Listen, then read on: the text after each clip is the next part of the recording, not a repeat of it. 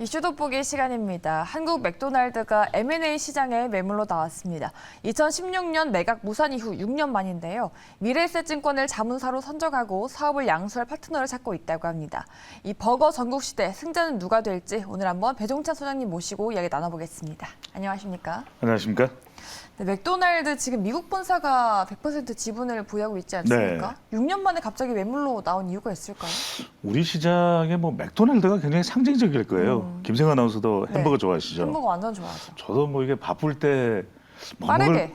뭐 먹을까 생각할 때 말 그대로 패스트푸드 아니겠어요? 근데 이제 시대가 좀 변한 거예요.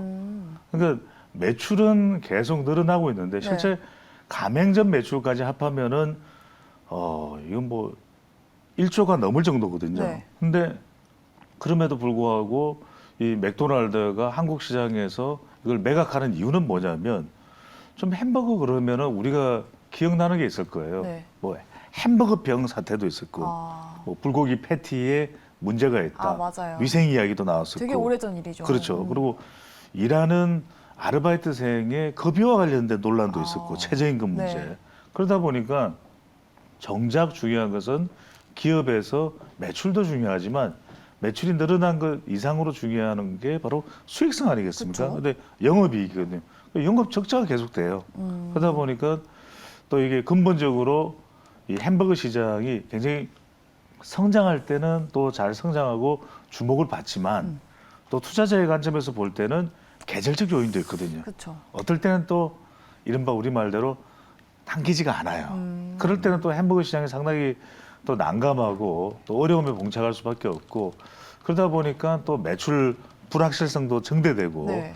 실제로 2016년에도 이 메일 유업과 칼라일 컨소시엄이 이 미국 본사와 한국 시장을 놓고서 매각 협상이 있었는데 네. 결국 무산되거든요. 무산됐죠.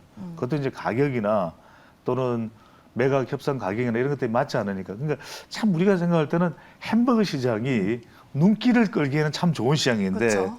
빠라빠빠빠 뭐 이런 등등등의 우리 기회이익은 그런 또 음악도 있을 정도인데 그럼에도 불구하고 이 계절적 요인도 있고 코로나19 여파도 있고 이런저런 이유로 인해서 지금 매각에 나오고 있는데 줄줄이 매각이 나오고 있다는 소식도 함께 분석을 해드리겠습니다. 최근에 맥도날드뿐만 아니라 여러 버거 프랜차이즈 업체들이 인수합병 시장에 나온 상황이라고 합니다. 지금 글로벌 패스트푸드 브랜드 버거킹이나 KFC도 지금 매물로 나오고 있다고요? 그러니까요. 우리가 뭐 어떤 햄버거 먹을래 그러면 그래도 선택지 안에 다 들어가는 회사들이거든요. 그러니까요. 맥도날드 그래 그래도 조금 더 다른 거 좀 이번에는 먹었으면 좋겠는데 그럼 버거킹일 테고 아니면 이번에는 좀 치킨을 좀 곁들이는 건 어때? 그러면 KFC거든요. 네.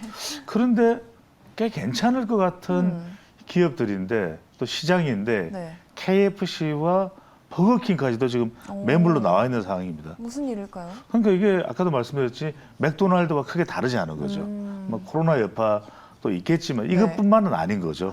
계속해서 요즘에는 햄버거 먹으면 저처럼 살찐다 이런 이야기 들으면 깜짝 놀라게 되거든요. 요즘에 되게 건강에 대한 관심이 그렇죠. 높아졌죠. 건강식이 권장하는 문화도 있고 그러다 보니까 어떤 상황에 따라서는 매출이 또 어떤 뉴스에 따라서는 매출이 또 불확실해질 수가 있는 거죠. 이런 것도 영향을 미쳤다고 봐야 되겠죠. 그렇죠.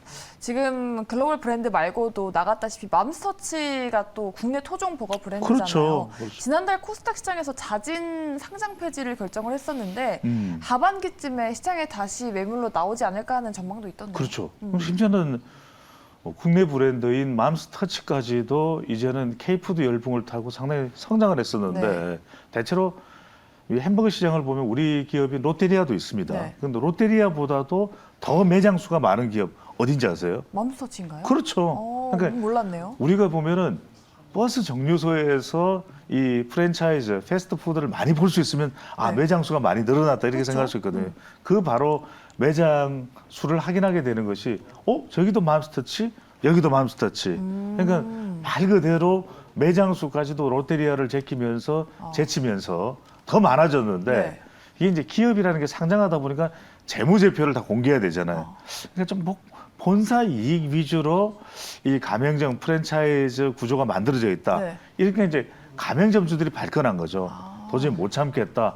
이렇게 되는 상황이었는데 마침 또 이제 이 맘스터치 이제 이 그 소유주인 KL 또 이 파트너스에서는 이번에 그냥 아예 그냥 그럼 상장을 폐지하고 여러 가지 잡음을 없애기 위해서 재매각을 매각을 하자 이러다 보니까 이제 맘스터치가 매물로 나오게 되는데 실제 이제 매각되면 이 태국이 상당히 또 K푸드 또 맘스터치에 대한 열풍이죠. 열풍이 있나 봐요. 네. 그러다 보니까 그렇게 해서 태국 시장을 진출한다는 계획까지 그러니까 줄줄이 이어지고 있어요. 지금 패스트푸드 국내 브랜드까지 맘스터치 롯데리아는 안 그렇지만 계속해서 매물로 나오고 있는 상황입니다. 네.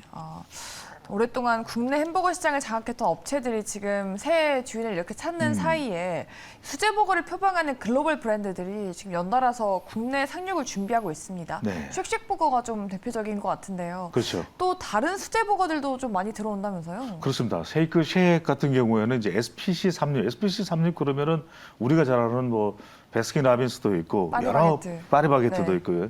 이게 자치 브랜드인데 국내 브랜드인데 또 이렇게 막 들여온다고요. 그러니까 이제 쉐이크 쉑이 지금 강남 매점이 전 세계에서 가장 매출이 좋았던 적도 있어요. 정말요? 그 정도로 성공적이기 때문에 SPC 3립에 리오프닝 되는 거에 대해서도 좀 주목을 하실 필요가 있습니다. 그러니까 외국 브랜드가 주춤하는 사이에 또 들여온 브랜드이지만 쉐이크 쉑은 SPC 3립이 탄탄하게 지금 운영을 하고 있기 때문에 투자자 관점에서는 주목해 볼 필요가 있어요. 특히 더 눈길을 끄는 것은 바로 수제버거입니다. 네. 수제버거 맛을 보면 다른 건 못 먹겠는데 네. 그런 생각을 하기 때문에 파이브 가이저도 있고 이젠 좀 수제버거 좀 위주로 햄버거 시장이 좀 전환되고 있는 상황도 엿볼 수가 있겠습니다. 근데 요즘은 또 수제버거가 요리같이 또 나오니까요. 그러니까요. 이렇게 미국에서 3대 버거로 또 명성이 높은 수제버거들이 또 들어온다고 하는데 또 신규 업체들의 진입으로 경쟁이 많이 치열해질 걸로 보이고 있는데 국내 햄버거 시장의 경쟁력이 좀 중요할 것 같아요. 그렇죠. 이제 조금 전환되는데 어떤 기업이 좀 더 주목받을 수 있냐. 실제 이제 대기업에서 운영하는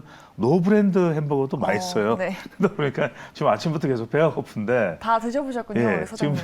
2025년에 하나만 먹으면 되는데 자꾸 트리플 버거 이런 거 먹게 되네요. 네. 그래서 2025년에는 4조 원 이상 정도 시장이 만들어져요. 이 시장도 우리가 투자자 관점에서는 놓칠 수가 없거든요. 네. 그렇다면 특히 시장 자체는 맛도 중요합니다. 너무 맛있는데 근데 또 건강도 중요해요.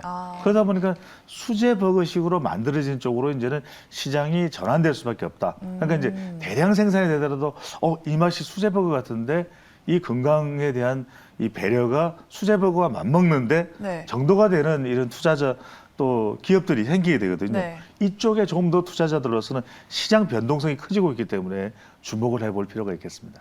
네, 알겠습니다. 오늘은 이렇게 또 저희가 또 좋아하는 햄버거에 대해서 이야기 나눠봤습니다. 앞으로의 또 시장도 잘 지켜보도록 하겠고요. 오늘 이슈 돋보기 시간은 인사이트K 연구소 배종찬 소장님 수고해 주셨습니다. 말씀 고맙습니다. 감사합니다.